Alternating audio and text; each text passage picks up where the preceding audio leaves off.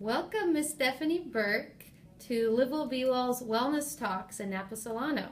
For those of you who have not met Stephanie before, she is a local plant-based dietitian for Kaiser Permanente, and we are excited to chat with her for a few minutes so she could provide some healthy tips for all of us staff.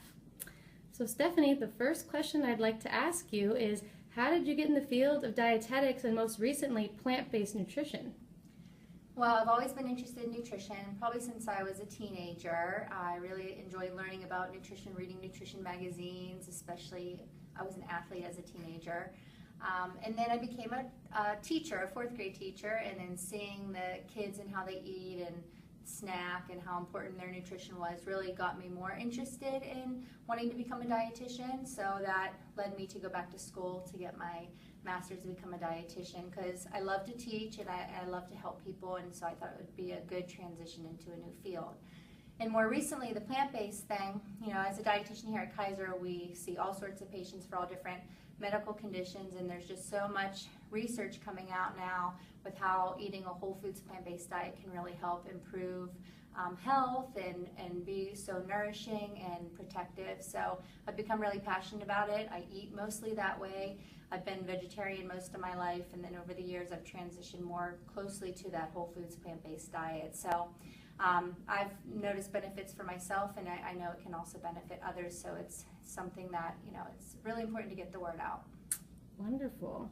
What would you say is the most common advice you give your patients?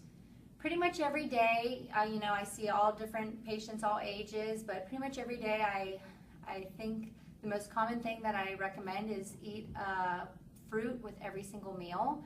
A lot of us, don't eat enough fruit. Fruit's rich in fiber and nutrients, vitamins, minerals, antioxidants, there's phytochemicals.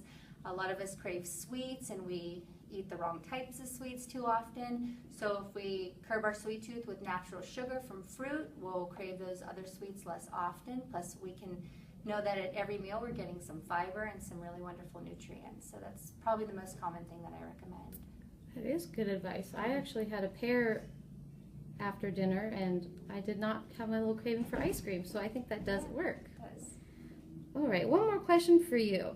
Since this is for our Live Well Be Well employee wellness program, I am curious what you would share with our staff. What are some wellness tips you'd share with our employees here in Napa Solano?